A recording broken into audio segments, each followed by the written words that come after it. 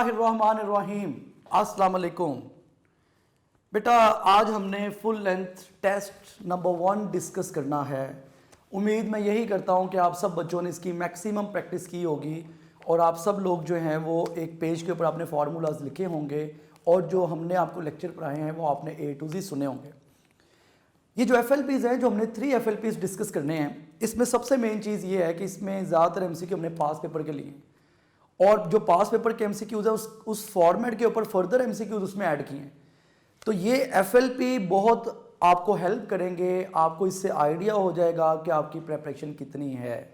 लेकिन मैं अगेन आपको यही कहूँगा कि आप लोगों ने इन FLPs को सुनने से पहले, इनकी डिस्कशन सुनने से पहले एटलीस्ट एक दफ़ा खुद से सॉल्व करना है ताकि आपको पता हो कि आप कहाँ कहाँ गलती कर रहे हैं। स्टार्ट करते हम फर्स्ट MCQ से। फर्स्ट MCQ में वो कह रहा है डिमेंशन ऑफ एप्सिलॉन नॉट। बेटे फर्स्ट का जो राइट ऑप्शन है दैट इज अल्फा ऑप्शन। इसमें क्या लॉजिक थी या क्या करना था, देखें एप्सिलॉन नॉट के डिमेंशन देखें, आपको के का यूनिट पता होना चाहिए, कॉलम कांस्टेंट। के का यूनिट होता है न्यूटन मीटर स्क्वायर पर कॉलम स्क्वायर, ये के का यूनिट है, ठीक है। अगर मैं के की डिमेंशन पहले निकाल लेता हूं क्योंकि जो इसकी डिमेंशन है उसका रेसिप्रोकल एप्सिलॉन नॉट की होगी, वो मैं आपको समझाता हूं।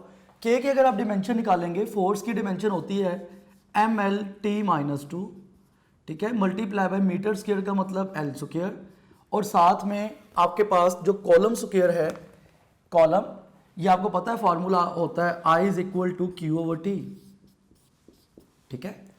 अगर आप कॉलम की डिमेंशन निकालोगे तो ये डिमेंशन आपके पास A × T आएगी। इस तरह से आप लिख दो, तो कॉलम को एज इट इज लिख दो या कॉलम की आप डिमेंशन लिख दो, तो आप इसको इस तरह से भी लिख सकते हैं कि ये आपके पास आ जाएगा C⁻²। बेशक अभी ऐसे लिख दो, इसको सॉल्व कर लो, ये आपके पास होगा K = mL/T-2। जब L को आप L स्क्वायर से मल्टीप्लाई करेंगे ये हो जाएगा mL⁻3 T⁻², C⁻²।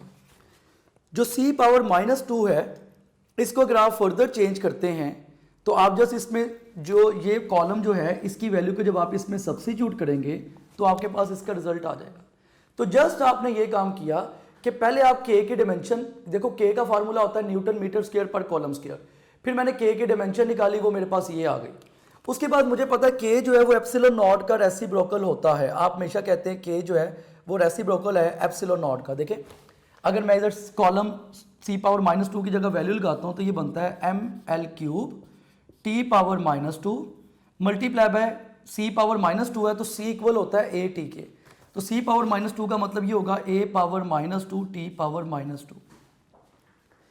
जब आप इसको सॉल्व करते हैं ये K की डिमेंशन आपके पास आ जाती है। K की आपके पास वैल्यू होगी mL³, ठीक है, T⁻² और -2 बेटे -4, T⁻⁻4 A⁻⁻²। ये आपके पास K की डिमेंशन है, A का मतलब एम्पियर। अगर ये K की डिमेंशन है बच्चों तो आपने ये पढ़ा हुआ है कि K = 1/4πε0। K और एप्सिलॉन नॉट दोनों एक दूसरे के रेसिप्रोकल होते हैं, तो जो K की डिमेंशन है उसको उल्ट कर लो, वो एप्सिलॉन नॉट की डिमेंशन होगी। तो बेटा एप्सिलॉन नॉट की इस केस में आपके पास डिमेंशन होगी m⁻⁻1 L⁻³ T⁻+4, ये एम्पियर है A। तो एम्पियर का मतलब है करंट, आप इसको A लिख दो, I लिख दो, it's up to your choice, ये आपके पास आएगा I⁻²। तो इस तरह से ये आप इजीली फाइंड आउट कर सकते हैं। तो एप्सिलॉन नॉट की ये डिमेंशन है, इसका राइट ऑप्शन होगा बेटे अल्फा ऑप्शन। तो फर्स्ट MCQ का right option was alpha option. Second MCQ देखें, सेकंड MCQ में वो कह रहा है a stretching force of 10 newton is applied at one end of the spring balance and an equal stretching force is applied at other end at the same time। वो कहता है पहले तो सेकंड का आंसर सुन लें कि सेकंड का right option आपके पास क्या होगा। सेकंड का राइट ऑप्शन है बेटे चार्ली ऑप्शन। बहुत से बच्चे जो है ना वो इसका आंसर अल्फा ऑप्शन लगाते हैं 0, जो कि गलत है। बेटा याद रखें अगर आपके पास कोई एक स्ट्रिंग है, ये एक स्ट्रिंग है, इस तरफ भी इस पे आप 10 न्यूटन की फोर्स लगा रहे हैं, इस तरफ भी आप इसके ऊपर 10 न्यूटन की फोर्स लगा रहे हैं, अगर एक रस्सी पे लेफ्ट साइड पे भी 10 न्यूटन की फोर्स लग रही है, राइट साइड पे भी 10 न्यूटन की, मतलब राइट और लेफ्ट दोनों पे 10 न्यूटन की फोर्स लग रही है, तो बच्चे ये समझते हैं कि शायद इसका आंसर 0 है क्योंकि कैंसिल आउट कर देंगे। बेटे ऐसे नहीं, इसके दो तरीके हैं सॉल्व करने के। अगर कभी ऐसा हो कि एक टेंशन के ऊपर, एक रस्सी के ऊपर दोनों इक्वल और ऑपोजिट फोर्सेस लग रही हों, अगर कभी भी स्ट्रिंग के ऊपर इक्वल और ऑपोजिट फोर्सेस लग रही हों, तो इस केस में जो टेंशन है, जो रिजल्ट है, वो किसी एक साइड की फोर्स के इक्वल होगा। तो किसी एक साइड की फोर्स कितनी है आपके पास? 10 न्यूटन। ये दोबारा सुन लें, अगर कभी भी ऐसा हो कि एक रस्सी के ऊपर दोनों साइडों से फोर्स लग रही हो, तो रिजल्ट जो है वो किसी एक साइड की फोर्स के इक्वल होगा। तो इस केस में जो आंसर होगा वो 10 न्यूटन। अच्छा, ये तो बच्चे जो है ना ये समझते हैं शायद ये रट्टा है। इसका एक और सोल्यूशन बताता हूँ। देखिए, एक टेंशन का फॉर्मूला होता है जो आप बच्चों ने पढ़ा होगा, 2m1 m2g divided by m1 plus m2। एक ये टेंशन का फार्मूला, ये टेंशन का वो फार्मूला है कि जब एक स्प्रिंग पर, जब एक हॉरिजॉन्टल मैस पड़ा होता है और दोनों तरफ फोर्सेस लग रही होती हैं, ये 9th-10th लेवल पे ये टॉपिक पढ़ाया जाता है। तो इसमें टेंशन का ये फार्मूला है 2m1 m2g over m1 plus m2। अब देखो, आपको वो कितनी वो टेंशन, आपको मैस m1 भी चाहिए m2 भी चाहिए, पहले मैस निकाल लो। तो टेंशन का फार्मूला होता है T is equal to mg। देखना आंसर इसमें भी 10 नहीं आएगा, मैं आपको करके दिखा रहा हूं। शॉर्टकट है ये, इसका शॉर्टकट आप याद रख लें या डायरेक्ट आंसर लिख दो, दोनों केसेस में आंसर सही है। अब देखो, टेंशन की वैल्यू आपके पास 10, इधर आ जाएगा 10 इज इक्वल टू मैस आपने निकालना है, जी की वैल्यू अप्रोक्सीमेटली आप 10 लेते हैं, यहां से एम की वैल्यू आप निकालोगे तो 1 kg आएगी। ये आपके पास मैस की वैल्यू आ गई 1 kg।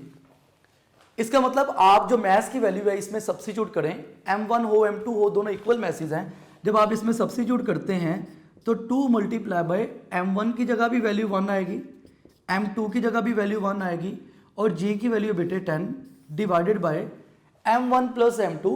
तो m1 भी 1 है, 1 प्लस 1। तो इसे जब आप सॉल्व करेंगे 2 मल्टीप्लाई बाय 10 ही हो जाएगा बेटे 20 डिवाइडेड बाय 2। 20 को आप 2 पे डिवाइड करो, आंसर आपके पास कितना आ जाएगा? 10 न्यूटन। तो आप ये चेक कर लें कि एमसीक्यू नंबर 2 को आप डायरेक्ट सॉल्व कर लें या आप इस तरह से सॉल्व कर लें, दोनों केसेस में जो आंसर है वो सेम आएगा, कोई फर्क नहीं है। तो शॉर्टकट ये याद रख लो कि अगर किसी स्प्रिंग पर इक्वल और ऑपोजिट फोर्सेस लग रही हैं तो आंसर जो टेंशन का है वो किसी एक साइड की फोर्स के इक्वल आएगा। तो इस केस में जो राइट ऑप्शन आपके पास Charlie option 10 newton. MCQ number 3 देखें। एमसीक्यू नंबर 3 का राइट ऑप्शन है बेटे आपके पास अल्फा ऑप्शन। वो कहता है अगर अर्थ जो है वो सडनली इसको कॉन्ट्रैक्ट कर दे और ये हाफ हो जाए अपने साइज, इसका रेडियस हाफ रिड्यूस कर दे। बेटे मैंने आपको इसका शॉर्टकट फार्मूला बताया है कि T dash is equal to T over N square. ये शॉर्टकट फार्मूला है। वहां पे आपके पास इतना टाइम तो नहीं होगा ना कि आप इसको सॉल्व करते रहें, जस्ट आपको शॉर्टकट पता हो, आप इसमें वैल्यूज लगाएं, आंसर आ जाए। देखो अब आप इसमें क्या करोगे, ये होगा आपके पास T dash is equal to T की वैल्यू, एक दिन में जो अर्थ, जब आप एक पूरे दिन की बात करते हैं, एक पूरे दिन में 24 आवर्स होते हैं, डिवाइडेड बाय, वो कह रहा है इसको हाफ कर दें तो एन की वैल्यू आपके पास 2 हो गई है, 2 का स्क्वायर आ जाए। अगर वो हाफ कहते हैं इधर 2 लगा दें, वो 1/3 कहते हैं इधर 3 लगा दें, वो 1/4 कहता है इधर आप 4 लगा दें। ये इस तरह से आपने फार्मूला याद रखना है। इसका मतलब ये इस केस में आपके पास वैल्यू होगी 24 डिवाइडेड बाय 4। 24 को आप 4 पे डिवाइड करोगे 6 आवर्स आ जाएगा। तो ये बेटे इसका राइट ऑप्शन है। एमसीक्यू नंबर 3 का right option is alpha option. MCQ number 4 में वो एक शॉर्टकट पॉइंट बता गया। वो कहता है uniform wire of cross sectional area A and Young's modulus Y is stretched within the elastic limit, a mass M is moving with a constant velocity. इसमें main चीज है कांस्टेंट वेलोसिटी। तो ये वाला जो 4th एमसीक्यू है, इसमें आपके पास की पॉइंट जो है बेटे दैट इज कांस्टेंट वेलोसिटी। वो आपको कह रहा है कि वेलोसिटी कांस्टेंट है। तो 4th के केस में जो राइट ऑप्शन आपके पास होगा बेटे दैट इज अल्फा ऑप्शन। वो कहता है mass is moving with a constant velocity along line parallel to the X axis away from the origin. उसने घुमाया MCQ, it's angular momentum with respect to the origin. तो बेटे आपको पता है एंगुलर मोमेंटम का फार्मूला होता है L is equal to mvr। तो अगर वेलोसिटी कांस्टेंट है तो इसका मतलब है कि एंगुलर मोमेंटम की इस केस में वैल्यू आपके पास कितनी होगी? 0। की पॉइंट क्या है? क्योंकि वो कह रहा है वेलोसिटी आपके पास क्या है बेटे? कांस्टेंट।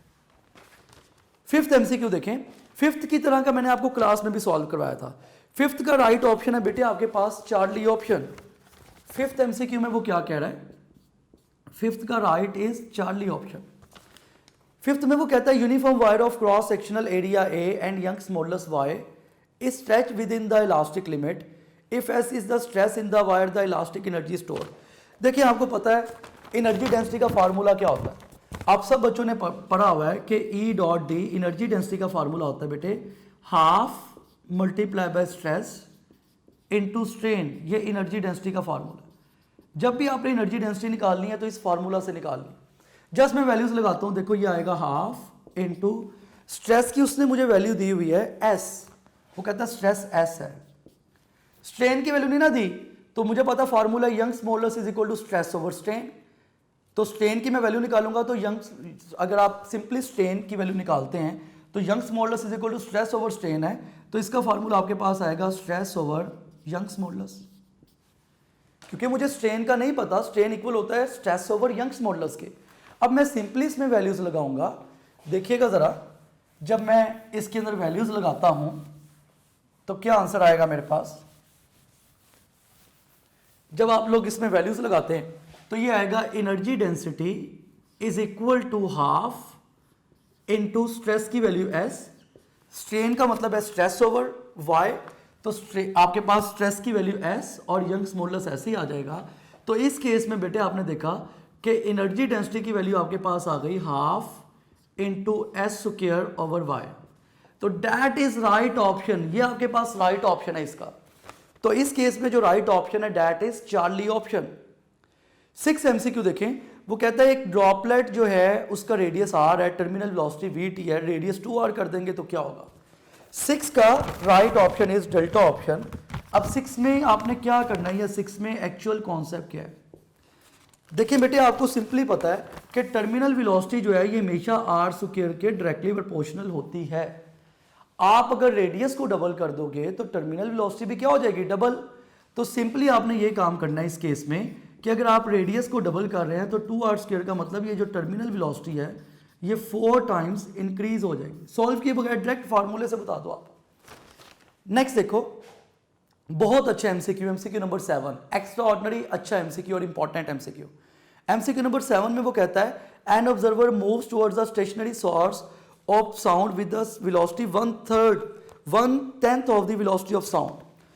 पहली बात तो ये कि वो आपको कह रहा है कि ऑब्जर्वर जो है वो सोर्स की तरफ जा रहा है, कितनी वेलोसिटी से, 1/10 to the velocity of sound, वो आपको ये बता रहा है। देखिएगा जरा, एमसीक्यू नंबर 7 का राइट ऑप्शन है बेटे आपके पास चार्ली ऑप्शन। आपने इसमें क्या करना है, ये एमसीक्यू 7 में क्या कॉन्सेप्ट है आपको पता है कि आपने टोटल, मैंने 6 तरह के केसेस आपको पढ़ाए हैं। अगर एक ऑब्जर्वर सोर्स की तरफ जाता है तो उस केस में बेटे ये फार्मूला होता है F dash is equal to V plus U not over V multiply by F, ये आपके पास वैल्यू होती है। अब वो कह रहे हैं ऑब्जर्वर की जो स्पीड है वो स्पीड ऑफ साउंड का 1/10 पार्ट है। इसका मतलब आपने एक्चुअली ये लगाना है कि यू नॉट की वैल्यू आपके पास है v/10। ये बहुत अच्छा एमसीक्यू है। जब आप यू नॉट की जगह v/10 लगाएंगे तो ये वैल्यू आ जाएगी F dash is equal to V plus v/10 divided by v, और बाहर क्या लिखा हुआ है f। जब आप इसके एलसीएम लेते हैं तो ये आ जाता है बेटे F dash is equal to 10v plus v divided by 10, और डिवाइडेड बाय क्या लिखा हुआ है बेटे v, और इधर f। अब सिंपली आप ये देखो कि अगर आप इसको फर्दर सिंप्लीफाइड फॉर्म में लिखते हैं तो ये वैल्यू आपके पास क्या आएगी, देखिएगा जरा ध्यान से। अगर आप इसको फर्दर सॉल्व करते हैं ये आपके पास आएगा F dash is equal to 11v over 10v into F. ये v से कैंसिल आउट हो जाएगा क्योंकि फ्रैक्शन के नीचे फ्रैक्शन है, ये ऊपर आ जाएगा, तो ये आपके पास एफ डैश की वैल्यू आपके पास आ जाएगी 11/10 इंटू एफ, ये वैल्यू आ जाएगी। अब उसने ये नहीं पूछा, उसने आपसे पूछा चेंज इन फ्रीक्वेंसी, कि पेरेंट फ्रीक्वेंसी में कितना चेंज आ रहा है। तो बेटे change in frequency delta F कैसे निकालते हैं, देखिएगा जरा। चेंज इन फ्रीक्वेंसी का मतलब होता है फाइनल फ्रीक्वेंसी, जो फ्रीक्वेंसी फाइनल थी उसमें से माइनस कर दो बेटे आप इनिशियल फ्रीक्वेंसी, फाइनल फ्रीक्वेंसी में से इनिशियल फ्रीक्वेंसी माइनस कर दो, तो चेंज इन फ्रीक्वेंसी इस तरह से आएगा बेटे। फाइनल फ्रीक्वेंसी है, अच्छा ये एफ को बेशक इधर नीचे ले आओ, फाइनल फ्रीक्वेंसी है 11/10, एफ माइनस इनिशियल फ्रीक्वेंसी थी आपके पास एफ, जब एक बॉडी स्टार्ट हुई है तो इनिशियल फ्रीक्वेंसी एफ थी, फाइनल आपके पास 11/10 है बेटे। अब आप एलसीएम लो तो ये आपके पास आएगा delta F is equal to 10, LCM आप लेंगे या हो जाएगा 11f माइनस 10f, और परसेंटेज निकालने के लिए बेटे आप 100 से मल्टीप्लाई करवा दें। जब आप इसको सॉल्व करते हैं तो डेल्टा एफ की वैल्यू आपके पास आएगी इस केस में f divided by 10 multiply by 100, तो 10 को 10 से मल्टीप्लाई कर दो, ये इसका आंसर आएगा 10%। f को इधर नीचे ले आना, तो राइट ऑप्शन इज 10% कि जो फ्रीक्वेंसी है वो 10% इंक्रीज कर जाएगी। बेटा नेक्स्ट एमसीक्यू देखें, नेक्स्ट एमसीक्यू में ना वो टेम्परेचर कोएफिशिएंट का पूछ रहा है। तो टेम्परेचर कोएफिशिएंट बहुत ही सिंपल है, आपको इसका फॉर्मूला पता होना चाहिए। अगर आपको टेम्परेचर कोएफिशिएंट का फॉर्मूला पता है, ऐसा हो ही नहीं सकता कि आप इसमें गलती करें। मतलब बहुत ही सिंपल सा कॉन्सेप्ट है टेम्परेचर कोएफिशिएंट का। ये एमसीक्यू नंबर है बेटे 8th एमसीक्यू में वो क्या कह रहा है, 8th एमसीक्यू का राइट ऑप्शन आपके पास बीटा ऑप्शन। आपने टेम्परेचर कोएफिशिएंट निकालना है बेटे, ये फार्मूला है R T minus R not divided by R not T. Just इसके अंदर आपने वैल्यूज लगानी है, आपके पास आंसर आ जाएगा। सिर्फ इसमें आपने वैल्यूज लगानी है, सिर्फ और सिर्फ वैल्यू सब्स्टिट्यूट करनी है, सब वैल्यूज आपको गिवन है, जस्ट आपने वैल्यूज लगानी है, आंसर आ जाएगा। एमसीक्यू नंबर 9 एक इंपॉर्टेंट एमसीक्यू है और मैं समझता हूं कि इस तरह के एमसीक्यूज पेपर में आते भी हैं और ये पास पेपर्स में से ही है। एमसीक्यू नंबर 9 का राइट ऑप्शन है बेटे बीटा ऑप्शन। 9 में वो क्या कह रहा है, एमसीक्यू नंबर 9 का right option is beta option. 9 में वो क्या कह रहा है, वो कहता है पोटेंशियल निकालें। बेटे पोटेंशियल का फार्मूला होता है V is equal to K Q over R, that is potential. K की वैल्यू आपको पता है बेटे फिक्स होती है 9 इंटू 10⁻⁹। Q का मतलब होता है मिनिमम चार्ज। अच्छा एक चीज जो जिसमें बच्चे ज्यादा गलती करते हैं, ये Q जो है मिनिमम चार्ज है 1.6 इंटू 10⁻⁻19, लेकिन उसने आपको एटॉमिक नंबर दिया हुआ है 50। इसका मतलब 50 चार्जेस के लिए आपने कैलकुलेट करना, उसने Z की वैल्यू 50 दी है। तो आप क्या करोगे, यहाँ पे आप लिखोगे 50 multiply bye 1.6 into 10⁻⁻19 divided by R की बेटे आपके पास जो वैल्यू है दैट इज 9 इंटू 10⁻⁻15 मीटर। चूंकि सेंटीमीटर में था मैंने इसको सिंपली मीटर में कन्वर्ट कर लिया। आपको हमेशा पता है कि आपने सेंटीमीटर को मीटर में ही कन्वर्ट करना होता है। तो जब आप इसको फर्दर सॉल्व करेंगे बेटे तो देखिएगा जरा, ये 9 जो है इस 9 से कैंसिल आउट हो जाएगा, उसके बाद ये 10⁻⁻15 ऊपर आके +15 हो जाएगा। तो ये बच्चों आपके पास वैल्यू रह जाएगी, देखो ऊपर रह गया 1.6 इंटू 50, तो 1.6 multiply by 50 multiply bye 10⁻⁹ minus 19 minus 15 ऊपर आके प्लस हो जाएगा, तो 9 माइनस 19 प्लस 15, ये आपके पास जस्ट वैल्यू आ गई। तो जब आप इसे सॉल्व करोगे तो 1.6 मल्टीप्लाई बाय 50 मल्टीप्लाई बाय 10⁻⁹ में से 19 जाएगा तो बेटे -10 प्लस 15 का मतलब +5। तो आप इसको ऐसे सॉल्व कर लो, v इज इक्वल टू 1.6 है, इसको आप लिखो 16/10 मल्टीप्लाई बाय 50 मल्टीप्लाई बाय 10⁻⁵। ये इसमें की पॉइंट है बच्चों, इसमें जो सबसे इंपॉर्टेंट चीज है ना वो ये है कि आपके पास जो z, अगर वो आपको z की वैल्यू ना देता तो आपने हमेशा यूज करना था 1.6 इंटू 10⁻⁻19, लेकिन चूंकि उसने आपको z की वैल्यू दी हुई है, z का मतलब है कि आप इसको 50 से मल्टीप्लाई करवाएं। अगर z की वैल्यू 2 होती तो मैं 2 लगाता। ये कॉन्सेप्ट वाला पॉइंट है, दैट इज कॉन्सेप्ट। अगर ये पॉइंट बच्चों को ना पता हो तो हमेशा वो गलती करें। यही पॉइंट है जिसकी वजह से बच्चे कंफ्यूज होते हैं, ट्रैप होते हैं। तो देखो ये 0 इसे कैंसिल आउट कर दो, ये रह जाएगा, अगर मैं इसको लिखता हूं 16 इंटू 10⁻⁵ वोल्ट। चूंकि आप पोटेंशियल निकाल रहे हैं, आप इसको ऐसे भी लिख सकते हैं 1.6 इंटू 10⁻⁶ वोल्ट। तो ये बेटे इसका राइट ऑप्शन होगा आपके पास 1.6 इंटू 10⁻⁶ वोल्ट। नेक्स्ट देखिएगा बेटे, इस केस में नेक्स्ट इसका जो राइट ऑप्शन आ रहा है बेटे आपके पास ये 1.6 इंटू 5 जब आप मल्टीप्लाई करते हैं 8 इंटू 10⁻⁴ आएगा समथिंग, 8 इंटू 10⁻⁶। ये इसको देख लीजिएगा, यहां पे इसके फार्मूला में ये 8 इंटू 10⁻⁶ आएगा। जो राइट ऑप्शन आपके पास होगा वो 8 इंटू 10⁻⁶ है वोल्ट।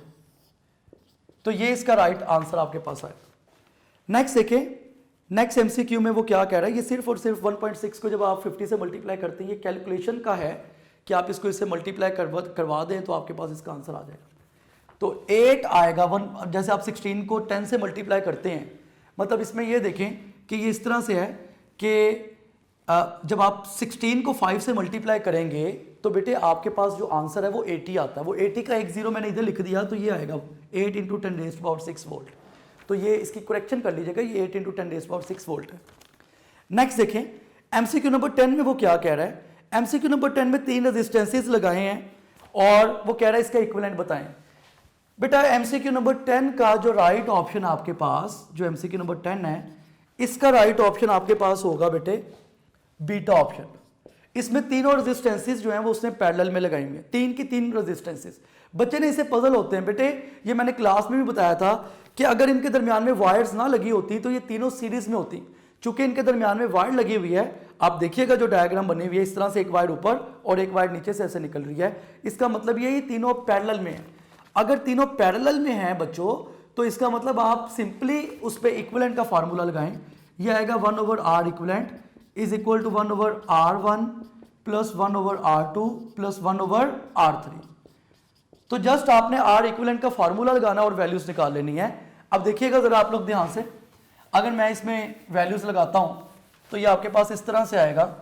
इस केस में ये होगा 1/r equivalent is equal to 1/r1 की वैल्यू है बेटे आपके पास 9, R2 की वैल्यू आपके पास 3 और R3 की आपके पास वैल्यू है बेटे 6। जब आप इसको सॉल्व करेंगे तो 1/r इक्विवेलेंट बेटे, अगर आप इनका एलसीएम लेते हैं, 9 का, 3 का और 6 का, ये 18 आएगा आपके पास।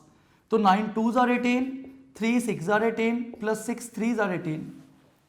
तो जब आप इसे सॉल्व करते हैं तो 1/r इक्विवेलेंट, तो 6 + 3 9 और 2 11, ये आएगा 11/18। जब आप r इक्विवेलेंट की वैल्यू निकालेंगे तो ये आपके पास आएगी 18/11 ओम। तो ये इसका राइट आंसर होगा, राइट ऑप्शन होगा। नेक्स्ट देखिएगा बेटे, तो इस एमसीक्यू का जो मैंने आपको समझाया ना, इसका की पॉइंट बस यही है कि आपने 50 वैल्यू याद रखनी है। बच्चे अगर 50 नहीं लिखते, बच्चे एटॉमिक नंबर को इग्नोर करते हैं, आंसर हमेशा गलत आएगा। और मल्टीप्लिकेशन का बड़ा ध्यान रखना है। देखिए अगर हम टीचर्स होकर बार बार मल्टीप्लिकेशन को, कैलकुलेशंस को देख रहे होते हैं तो बच्चों की तो प्रोबेबिलिटी ज्यादा है, तो कैलकुलेशन बड़ी मैटर करती है। उस पर दिमाग बहुत हाजिर रखना पड़ता है कि ऑन द स्पॉट आपको कैलकुलेशंस के ऊपर ग्रिप होनी चाहिए। नेक्स्ट देखो बेटे, एमसीक्यू नंबर 11। एमसीक्यू नंबर 11 में वो कह रहा है कि एक पार्टिकल को आप फील्ड में एंटर करवा रहे हैं, ना वो पैरेलल है ना वो परपेंडिकुलर है। बेटे मैंने आपको 3 तरह के केसेस बताए थे, अगर आप बच्चों को याद हो। मैंने आपको कहा था कि अगर आप एक पार्टिकल को फील्ड में एंटर करवाते हैं और चार्ज पार्टिकल को अगर आप पैरेलल एंटर करवाते हैं 0 डिग्री पे, तो ये पाथ बनता है स्ट्रेट लाइन, क्योंकि उसमें फोर्स ही नहीं लग रही होती। फोर्स का फार्मूला होता है F = QVB sin थीटा। तो अगर आप 0 डिग्री पे एंटर करेंगे तो उसका पाथ होगा स्ट्रेट लाइन। अगर आप किसी भी चार्ज पार्टिकल को 90 डिग्री पे एंटर करेंगे तो 90 डिग्री पे उसका पाथ इस तरह का होगा, सर्कुलर पाथ। चार्ज पार्टिकल इस तरह से, हर तरफ से फोर्स एक्सर्ट होती है, वो सर्कल बन जाता है। इधर से भी फोर्स लगेगी, इधर से भी, इधर से भी। जब हर तरफ से फोर्स लगती है वो सर्कल बन जाता है। और अगर एंगल थीटा 0 भी नहीं है और अगर एंगल थीटा 90 डिग्री भी नहीं है, अगर एंगल आप 0 पे भी नहीं फेंक रहे, 90 पे भी नहीं फेंक रहे, उस केस में ऐसा पाथ बनता है बेटे जिसको आप बोलते हैं दैट इज हेलिक्स पाथ। इसको आप हेलिक्स कहते हैं। तो इस केस में जो राइट ऑप्शन होगा आपके पास वो हेलिक्स होगा। एमसीक्यू नंबर 12 देखें, उसने रिफ्लेक्टिव इंडेक्स की रेशियो पूछी हुई है। एमसीक्यू नंबर 12 में क्या कॉन्सेप्ट है या एमसीक्यू नंबर 12 में आप लोगों ने क्या करना है वो देखिएगा। एमसीक्यू नंबर 12 में वो आपसे क्या कह रहा है। एमसीक्यू नंबर 12 में आपको ये फार्मूला पता होना चाहिए कि refractive index is equal to wavelength of refraction over wavelength of incident. ये फार्मूला आपको पता होना चाहिए कि जो रिफ्रैक्टिव इंडेक्स है ये 2 तरह की वेवलेंथ की रेशियो के इक्वल होता है, रिफ्रैक्टिव ओवर इंसिडेंट वेवलेंथ। इसका मतलब ये है कि मैं जस्ट इसमें वैल्यू लगाता हूं, वो यही पूछ रहा मुझसे कि lambda refracted over lambda incident जो है वो किसके इक्वल होगा। तो बेटे इस केस में देखें कि आपके पास जो रिफ्रैक्टिव इंडेक्स उसने दिया हुआ है वो कह रहा है कि ये म्यू है। म्यू उसने रिफ्रैक्टिव इंडेक्स दिया है, फ्रैक्शन में कुछ भी नहीं तो 1, तो इसका आंसर होगा म्यू रेशो 1। तो ये फॉर्मूला इसके लिए आपको याद रखना पड़ेगा कि रिफ्रैक्टिव इंडेक्स जो है वो दो तरह की वेवलेंथ की रेशो के इक्वल होता है, एक आपके पास रिफ्रैक्टेड और एक आपके पास इंसिडेंट, इन दोनों की जो रेशियो है इसको आप बोलते हैं रिफ्रैक्टिव इंडेक्स। ये आता कहां से है, आपने फार्मूला पढ़ा n is equal to C over V, तो इधर भी c की जगह आप लिखते हैं एफ लैम्डा, v की जगह आप लिखते हैं एफ लैम्डा। आपको पता है फ्रीक्वेंसी तो सेम रहेगी, फ्रीक्वेंसी चेंज नहीं होगी, फ्रीक्वेंसी सेम रहती है। जब भी आप एक मीडियम से दूसरे मीडियम में, रेयर से डेंसर में जाते हैं या आप डेंसर से रेयर में आते हैं, फ्रीक्वेंसी की वैल्यू सेम रहती है, उसमें चेंज नहीं आता। तो इसको आप लैम्डा 1 कह लो, इसको आप लैम्डा 2 कह लो, तो ऐसे आता है ये कि ये लैम्डा 1 ओवर लैम्डा 2 आंसर आ जाता है। तो ये फार्मूला मैंने आपको ड्राइव भी करके दिखा दिया कि n is equal to C over V, C की जगह आप लिखो एफ लैम्डा, नीचे भी एफ लैम्डा, ऊपर वाले को लैम्डा 1 कह लो, नीचे वाले को आप लैम्डा 2 कह लें, ये आपके पास आंसर आता है। नेक्स्ट देखें, next MCQ, MCQ number 13। MCQ number 13 जो है ये बहुत ही इंपॉर्टेंट एमसीक्यूज में से है, देखिएगा गौर से आप लोग। एमसीक्यू नंबर 13 में वो क्या कह रहा है, एमसीक्यू नंबर 13 में वो कह रहा है कि करंट की वैल्यू भी दी हुई है और उसके बाद जो है ना वो इंटेंसिटी भी दी हुई है और डिस्टेंस भी दिया हुआ है। वो कहता है स्ट्रेट वायर की बात करें। 13 एमसीक्यू का राइट ऑप्शन है बेटे अल्फा ऑप्शन। 13 एमसीक्यू में आपने करना क्या है, मैग्नेटिक फील्ड का जो फार्मूला होता है आपने वो लगाना है फॉर स्ट्रेट वायर। अगर आप स्ट्रेट वायर की बात करते हैं बेटे, अगर आप कभी भी स्ट्रेट वायर की बात करेंगे तो स्ट्रेट वायर के लिए मैग्नेटिक फील्ड का फार्मूला होता है mu not I over 2 pi R. ये स्ट्रेट वायर के लिए फार्मूला है। जब भी वो आपको कहेगा कि एक स्ट्रेट वायर है उसमें करंट फ्लो हो रहा है और आप उसकी मैग्नेटिक फील्ड निकालें, तो ये फार्मूला आपने यूज करना है mu not I over 2 pi R. अब देखो b is equal to mu not की वैल्यू होती है 4 pi into 10 raise to power -7। I की उसने आपको वैल्यू दी हुई है, आई की आपके पास वैल्यू जो है वो 20 एम्पियर है, divided by 2 pi into R की उसने वैल्यू दी है 10 सेंटीमीटर, तो 10 डिवाइडेड बाय 100, तो ये आपके पास 1/10 आएगा। 1/10 मतलब आप ऐसे लिख सकते हो 10 इंटू 10 रेज टू -2। सॉल्व कर लो, ये पाई जो है इससे कैंसिल आउट हो जाएगा, ये 2 2 ज़र 4, इसका मतलब है ऊपर आपके पास ये 1 0 को इससे कैंसिल आउट कर दो, तो 2 2 ज़र 4, ये रह गया 4 इंटू 10 रेज टू पावर -7, ये -2 पर आके +2 हो जाएगा। तो जब आप इसको फाइनल जो इसका आप आंसर लिखेंगे -7 + 2, तो ये आपके पास होगा 4 into 10 raise to power -5 tesla. That is right option, that is right answer. तो ये भी पास पेपर्स के एमसीक्यूज में से है, इस तरह का अक्सर आ जाता है। बेटा एमसीक्यू नंबर 14 देखें। एमसीक्यू नंबर 14 सबसे ज्यादा इंपॉर्टेंट मुझे लगता है इस पूरे टेस्ट में, दबंग एमसीक्यू, एमसीक्यू नंबर 14 सबसे ज्यादा परफेक्ट। अब एमसीक्यू नंबर 14 का पहले आंसर बता देता हूं, फिर सॉल्व करके दिखाता हूं। एमसीक्यू नंबर 14 का राइट ऑप्शन है बेटे अल्फा ऑप्शन। एमसीक्यू नंबर 14 में करना आपने क्या है, देखिए स्पीड का फार्मूला होता है v is equal to square root F over M. आप इसको ऐसे भी लिख सकते हैं v is equal to square root, f को आप t लिख दो। फोर्स का मतलब होता है टेंशन, फोर्स कह लो, टेंशन कह लो, वेट कह लो, एक ही बात है, कोई फर्क नहीं इसमें। और m जो है यहाँ पे मैस है, तो density is equal to mass पर यूनिट वॉल्यूम फार्मूला होता है। अगर आप मैस की वैल्यू निकालते हो तो मैस की जगह आप लिख सकते हो density multiply by density is equal to mass, density multiply by volume, that is mess.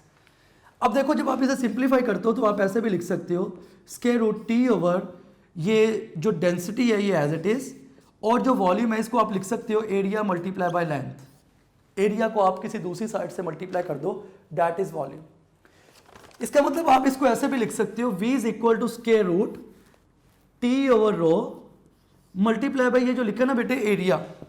Area circular coil का होता है पाई आर स्क्वायर, तो एरिया की जगह पे आप लिखोगे पाई आर स्क्वायर और आगे लिखा हुआ बेटे एल। यहां से फार्मूला बनना है ये सबसे बेस्ट एमसीक्यू और पास पेपर्स के एमसीक्यू है।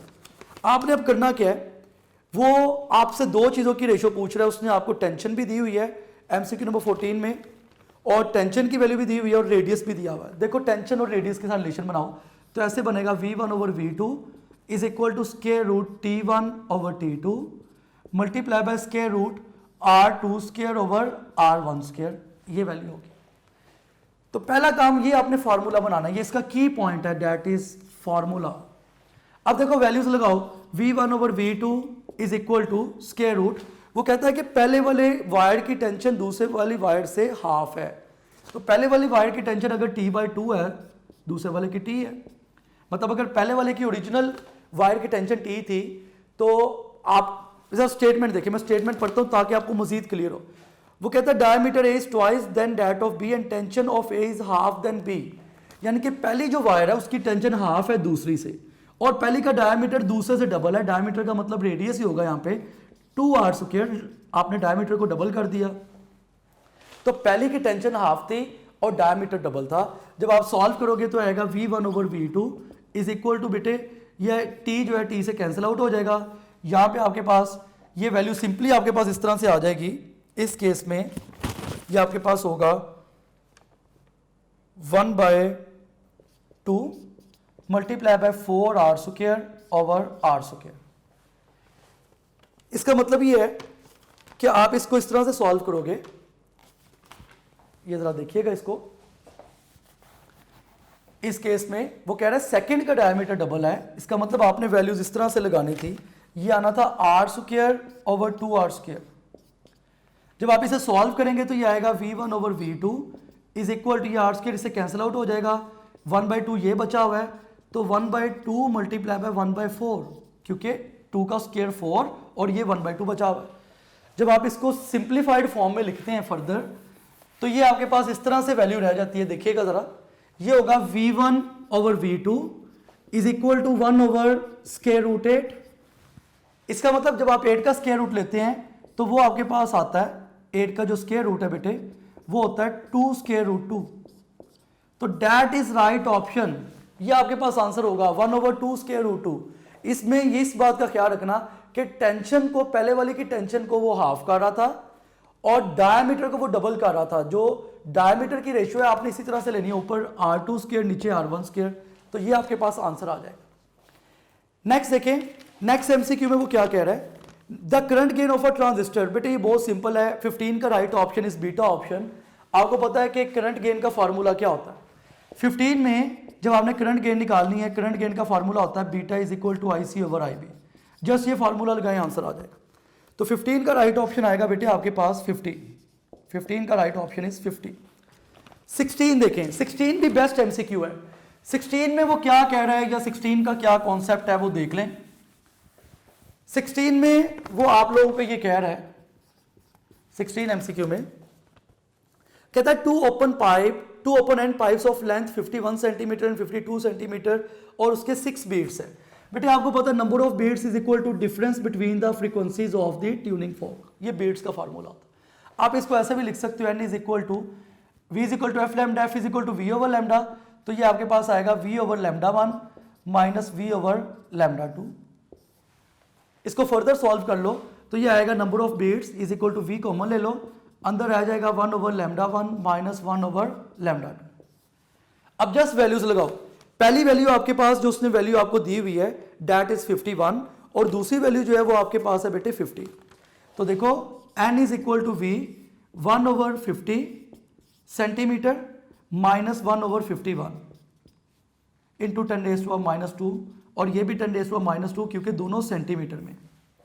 जब आप इसको सॉल्व करते हो तो n is equal to v over 10⁻⁻2 common ले लो, अंदर आ जाएगा 1 ओवर 50 माइनस 1 ओवर 51, ये वैल्यू रह जाएगी। अब आप इसका एलसीएम ले लें, जब आप इसका एलसीएम लेंगे तो ये वैल्यू आपके पास इस तरह से होगी, इसका एलसीएम होगा 50 मल्टीप्लाई बाय 51, तो ये आ जाएगा n is equal to v over 10⁻⁻2, ये आपके पास एलसीएम आ गया 50 मल्टीप्लाई बाय 51, इधर आ जाएगा 51 माइनस 50। अब देखो ये आ जाएगा n is equal to v over 10⁻⁻2 multiply by 1 over 50 multiply by 51, ये वैल्यूज आ गई आपके पास। आप जब इसको फर्दर सिंप्लीफाइड फॉर्म में लिखते हैं तो ये ऐसे होता है आपके पास n is equal to v over 50 multiply by 51, 10 power minus 2 पर जाके प्लस 2 हो जाएगा, मीन्स के 100 हो जाएगा। तो बेटे यहां से आप v की वैल्यू निकाल सकते हैं, नंबर ऑफ बीट्स उसने आपको दिए हुए हैं, नंबर ऑफ बीट्स की आपके पास वैल्यू थी 6, तो 6 is equal to v multiply by 100 over 50 multiply by 51। तो जस्ट इसको सॉल्व कर लो, ये 52 और 100 होगा, ठीक है। तो v की वैल्यू आपके पास आएगी 6 मल्टीप्लाई बाय 51 डिवाइडेड बाय 2। यहां से आपके पास जो v की वैल्यू आ जाएगी डेट इज 153 मीटर पर सेकेंड। अब बच्चे ना यहां तक सॉल्व कर लेते हैं, मैंने कई बच्चे देखे हैं वो यहां तक सॉल्व कर लेते हैं और उसके बाद स्टॉप हो जाते हैं, उन्हें समझ नहीं लग रही होती। बेटे ये ओपन पाइप है, दोनों तरफ से ओपन पाइप है, ये एक साइड की अगर इतनी वैल्यू आ रही है, देखिए ना की पॉइंट क्या है, वो कह रहा है ओपन पाइप, दोनों तरफ से ओपन है। अगर एक साइड की वैल्यू है तो टू साइड्स का मतलब 153 को आप 2 से मल्टीप्लाई करा दो, ये आपके पास 306 आ जाएगा। तो ये इसमें की पॉइंट है कि अगर पाइप दोनों तरफ से ओपन होता है तो आप उसको 2 से मल्टीप्लाई करेंगे, वैल्यू को डबल कर देंगे। नेक्स्ट देखिए एमसीक्यू नंबर 17 कहता है stone is revolving in a vertical circle, tension will be maximum in. बेटे एमसीक्यू नंबर 17 का राइट ऑप्शन है बीटा ऑप्शन। जो एक वर्टिकल सर्कल होता है इसके बॉटम पे यहां पे टेंशन मैक्सिमम होती है और हाईएस्ट पॉइंट के ऊपर ये वाला जो पॉइंट है यहां पे टेंशन मिनिमम, इधर मैक्सिमम इधर मिनिमम और इधर मॉडरेट होती है, मींस की एवरेज होती है। उसके बाद देखें the activity from a radioactive source is fall. MCQ number 18 कहता है एक्टिविटी जो है वो 0.875 फॉल हो गई। अब 0.875 का एक्चुअली मतलब होता है 7/8। देखिएगा जरा एमसीक्यू नंबर 18 को मैं सॉल्व कर रहा हूं। एमसीक्यू नंबर 18 में जो राइट ऑप्शन है डेट इज चार्ली ऑप्शन।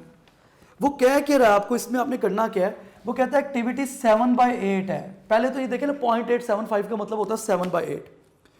अब ओरिजिनल वैल्यू उसने दी हुई थी 210 सेकेंड। अब मैं यहां से अंदाजा लगाऊंगा कि 7/8 के केस में क्या हाफ लाइफ की वैल्यू होती है।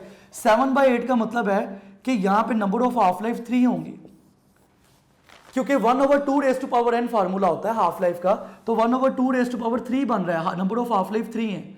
इसका मतलब मैं क्या करूंगा, मैंने पहला काम ये किया कि ये जज किया कि हाफ लाइफ कितनी है। तो 7/8 से मुझे पता चला कि हाफ लाइफ जो है ना यहाँ पे 3 हो रही है, तो मैं 210 को 3 पे डिवाइड कर दूंगा तो आंसर मेरे पास 70 आ जाएगा। नेक्स्ट एमसीक्यू देखिए, मैं पहले भी करवा चुका हूं कि 2 स्प्रिंग सीरीज में हैं, फिर नहीं उससे पहले 19 देखें। 19 का right option is beta option isobaric. तो 19 में आपने क्या करना है जरा देखिएगा, 19 एमसीक्यू का क्या कॉन्सेप्ट है। 19 का राइट ऑप्शन है बेटे बीटा ऑप्शन आइसोबैरिक। सबसे ज्यादा वर्क डन जो है वो पूछ यहां पे क्या रहा है, कहता है during expansion process work is maximum 4। Expansion में वर्क किसका ज्यादा होता है, पहले आइसोबैरिक का, फिर एडियाबैटिक का, फिर आइसोथर्म का, और सबसे एंड पे जो है वो आइसोकोरिक का होता है। तो वर्क डन जो है वो आइसोबैरिक का मैक्सिमम, उसके बाद एडियाबैटिक का, उसके बाद बेटे वर्क होता है आइसोथर्मल का जिसको आप आइसोथर्म कहते हैं, और लास्ट में वर्क होता है आइसोकोरिक का। 20 एमसीक्यू में पहले भी करा चुका हूं कि 2 स्प्रिंग सीरीज में और पैरेलल में है। बेटे 20 का राइट ऑप्शन आपके पास होगा अल्फा ऑप्शन। इसमें आपने करना क्या है कि सुन ले, आपको पता है कि जब स्प्रिंग सीरीज में लगे होते हैं तो सीरीज का फार्मूला ये होता है K equivalent is equal to 1/k1 plus 1/k2 plus 1/k3। ये स्प्रिंग के सीरीज का फार्मूला है फॉर सीरीज। इसी तरह से अगर मैं पैरेलल की बात करता हूं तो पैरेलल के केस में जो आप फॉर्मूला यूज करते हैं, पैरेलल का फॉर्मूला ये होता है कि मैं यहां पे लिखता हूं फॉर पैरेलल। पैरेलल के केस में फॉर्मूला होता है K equivalent is equal to k1 plus k2 plus k3 up to so on, ये वैल्यूज जाएंगी। तो उसने आपको एक डायग्राम बना के दी हुई है, उसमें पहले 2 स्प्रिंग सीरीज में है, फिर 2 पैरेलल में है। बेटे आप सिंपली क्या करो, देखो फ्रीक्वेंसी का फार्मूला होता है f is equal to 1/2 pi k/m। एक इक्वेशन आप सीरीज के लिए बनाओ, ये एक इक्वेशन f सीरीज की बना लो। f सीरीज की इक्वेशन आएगी 1/2 पाई स्क्वायर रूट k/2 यानी कि 1/2 इंटू k/m, ऐसे लिख लो। ये सीरीज की इक्वेशन आ गई, क्योंकि सीरीज में 1/k equivalent is equal to 1/k1 plus 1/k2 plus 1/k3। ऐसे आप पैरेलल की इक्वेशन बनाओ f पैरेलल, तो ये आपके पास पैरेलल की इक्वेशन आएगी 1/2 पाई स्क्वायर रूट k की जगह आप लिखोगे 2k/m। तो सिंपली इनकी रेशियो ले लो, जस्ट इनको डिवाइड। पहला काम आपने ये करना था, इक्वेशंस बनानी थी, ऐसा मैंने पहले भी सॉल्व करवाया। अब आप इसकी रेशियो ले लो, जस्ट डिवाइड करना आपने। जब आप इसकी रेशियो ले लोगे तो आपके पास बेटे इस केस में जो राइट ऑप्शन है वो 20 का राइट ऑप्शन बेटे अल्फा आएगा, जो मैंने पहले लिख दी। तो अल्फा आपके पास ऑप्शन आएगा डेट इज 2:1। 21 देखें, an engine develop a power, तो बेटे 21 का राइट ऑप्शन इज चार्ली। अब 21 में क्या कॉन्सेप्ट है, या आपने 21 में क्या करना है देखिएगा जरा। पावर का फार्मूला होता है P is equal to W/T। W की जगह आप लिख सकते हैं mgh डिवाइडेड बाई T। सारी वैल्यूज आपको गिवन है, तो पावर की आपके पास वैल्यू है 10 kilowatt, 10 into 10⁻³ is equal to mass की वैल्यू 200, G की वैल्यू आपके पास 10, H की वैल्यू उसने आपको दी हुई है 40 डिवाइडेड बाई टाइम आपने निकालना है। तो यहां से आप टाइम की वैल्यू निकाल लें, टाइम को आप इधर ले आए, यह आएगा 200 multiply by 10 multiply by 40 divided by 10 into 10⁻³। तो बेटे ये 10 जो है इससे कैंसिल आउट हो जाएगा, ये 10⁻3, 2 0 इससे कैंसिल आउट, 1 0 इससे, तो 2 4 are 8, तो टाइम का आंसर आपके पास 8 सेकेंड आ जाएगा। That is right option. उसके बाद देखें MCQ नंबर 22, एम्पलीट्यूड निकालना है। बेटे साइन के साथ भी उसने साइन की क्वेश्चन आपको एक दी हुई है, कॉस की क्वेश्चन है, तो उसने ये क्वेश्चन दी हुई है MCQ नंबर 22 में, y is equal to sine omega T plus cos omega T metre में वो कह रहा है। तो बेटे इसके साथ भी 1 है, इसके साथ भी 1 है, तो एम्पलीट्यूड ऐसे निकालते हैं 1 का स्क्वायर प्लस 1 का स्क्वायर, क्योंकि x का स्क्वायर प्लस y का स्क्वायर तो स्क्वायर रूट 2 आएगा। 23 MCQ देखें, the physical quantity which has dimensional formula energy over mass into length. 23 का right option is delta option, acceleration. क्या करोगे, एनर्जी का यूनिट होता है newton metre divided by mass का यूनिट केजी और लेंथ का यूनिट मीटर। मीटर मीटर से कट जाएगा, न्यूटन की जगह लिखो किलोग्राम मीटर पर सेकंड स्क्वायर और नीचे किलोग्राम, किलोग्राम इससे कैंसिल आउट हो गया, तो मीटर पर second square is the unit of acceleration. 24 देखिएगा, 24 में वो क्या कह रहा है, या 24 में आपने क्या करना है। 24 MCQ का बेटे राइट ऑप्शन है अल्फा ऑप्शन। 24 में आपने फार्मूला लगाना है HF minus work function is equal to kinetic energy. आपने इस केस में फाइंड आउट जो है वो काइनेटिक एनर्जी करनी है, आप ऐसे भी लिख सकते हैं C over lambda minus work function is equal to kinetic energy. ये फार्मूला मैंने लिख दिया। AH भी कांस्टेंट वैल्यू फिक्स होती है, C भी कांस्टेंट वैल्यू फिक्स होती है, लैम्डा उसने आपको दिया हुआ है, वर्क फंक्शन भी दिया हुआ है, जस्ट वैल्यूज लगाओगे तो काइनेटिक एनर्जी आ जाएगी, और इससे ज्यादा इसमें कुछ भी नहीं करना। तो 24 का right option is alpha option. 25 if electron is projected along the axis of current. 25 का राइट ऑप्शन इज चार्ली। क्यों चार्ली ऑप्शन, उसने वर्ड यूज किया along the axis. Along the axis का मतलब ये है कि एंगल थीटा 0 है। सपोज ये सोलेनाइड है, आप करंट को, आप इलेक्ट्रॉन को भी ऐसे फेंक रहे हैं, फील्ड भी इस तरफ है, तो अगर फील्ड भी इस तरफ है, इलेक्ट्रॉन भी इस तरफ जा रहा है, तो एंगल 0 डिग्री होगा।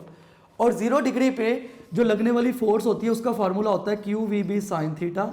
साइन 0 लगाओगे तो फोर्स जो है बेटे वो 0 आएगी, नो फोर्स एक्ट, और स्ट्रेट पाथ होगा ऐसे। 26 देखें, Newton's ring are produce by beta option division of amplitude method. Newton ring जो है वो जितने एम्पलीट्यूड डिवाइड होता जाता है उतने ज्यादा न्यूटन रिंग जो है वो प्रोड्यूस होते जाते हैं, बुक की लाइन है ये। 26 का right option is beta option. 27 का राइट ऑप्शन इज अल्फा। 27 में क्या करना है बेटे, वो कह रहा है रेजोनेंस। रेजोनेंस में क्या होता है, XL is equal to XC। Capacitive reactance और इंडक्टिव रिएक्टेंस इक्वल और ऑपोजिट हो जाती हैं। जब भी कैपेसिटिव रिएक्टेंस और इंडक्टिव रिएक्टेंस आपस में इक्वल हो जाती है, कैंसिल आउट कर देती है, जस्ट रेजिस्टेंस रह जाती है, तो इस केस में जो आंसर है वो आपके पास होगा 300 ohm. That is right option. 28 का राइट ऑप्शन है बच्चों आपके पास डेल्टा ऑप्शन। 27 दोबारा सुन लो, 27 में कैपेसिटिव रिएक्टेंस और इंडक्टिव रिएक्टेंस ने कैंसिल आउट कर दिया, जस्ट आंसर रेजिस्टेंस के इक्वल आ गया। वो कहता है the correct curve between the stopping potential and intensity of incident light is. Stopping potential और इंसिडेंट लाइट, बेटे stopping potential independent to intensity. Stopping potential का लेना देना इंटेंसिटी से नहीं होता, स्टॉपिंग पोटेंशियल का लेना देना एनर्जी से होता है, काइनेटिक एनर्जी से होता है। स्टॉपिंग पोटेंशियल का लेना देना फ्रीक्वेंसी से होता है, वोल्टेज से होता है। तो स्टॉपिंग पोटेंशियल इंटेंसिटी के इंडिपेंडेंट होता है बेटे, उसका कोई इफेक्ट नहीं होता। तो डेल्टा इज राइट ऑप्शन, 28 का डेल्टा ऑप्शन होगा। 29 का बेटे डेल्टा ऑप्शन, ये टाइम का मैंने फार्मूला लिखवाया हुआ है कि टाइम का फार्मूला होता है 2 पाई एम ओवर क्यू बी। इसी तरह से आप फ्रीक्वेंसी का फार्मूला भी लिख सकते हैं। अगर आपसे कभी वो फ्रीक्वेंसी का फार्मूला पूछ ले तो आप वो भी इजीली बता सकते हैं कि फ्रीक्वेंसी का फार्मूला क्या होगा। फ्रीक्वेंसी का फार्मूला होगा आपके पास क्यू बी ओवर 2 पाई एम, ये फ्रीक्वेंसी का फार्मूला होगा, that is frequency. Last MCQ number 30 देखें। 30 एमसीक्यू का राइट ऑप्शन इज चार्ली। इसमें क्या कॉन्सेप्ट है सुन लें। वो कहता है 4 रेजिस्टर्स लगाए बेटे, ये व्हीटस्टोन ब्रिज बन रहा है। जब भी व्हीटस्टोन ब्रिज बनता है तो बच्चों आपको इस बात का पता है कि व्हीटस्टोन ब्रिज के केस में जो सेंट्रल पॉइंट है वहां पे रेजिस्टेंस बैलेंस हो गई होती है। चूंकि लेफ्ट साइड वाली रेजिस्टेंस की रेशो राइट साइड वाली रेजिस्टेंस की रेशो के इक्वल होती है, तो जो दरमियान में करंट का फ्लो है वो जीरो होता है। तो चूंकि ये व्हीटस्टोन ब्रिज बन रहा है, इस केस में जो दरमियान वाली रेजिस्टेंस है उसका करंट जीरो होगा बेटे। तो मैंने लिख दिया कि 30 का राइट ऑप्शन इज चार्ली। एक अच्छा एफएलटी था, ये लॉजिकल क्वेश्चंस थे और इसमें सबसे ज्यादा ध्यान आपने जो है वो कैलकुलेशन का रखना है। आप देखिए कि हम भी सॉल्व करते हैं, सम टाइम पॉइंट में हल्का सा अगर उसमें मिस्टेक हो तो सारा एमसीक्यू गलत हो जाता है। तो बहुत ध्यान से आपने देखना है, कैलकुलेशन को फोकस करना है, बहुत एक्टिव रहना है। तो बेटे नेक्स्ट लेक्चर में हम एफएलपी नंबर 2 डिस्कस करेंगे। अपना ख्याल रखिएगा, खुश रहिएगा, अल्लाह हाफिज।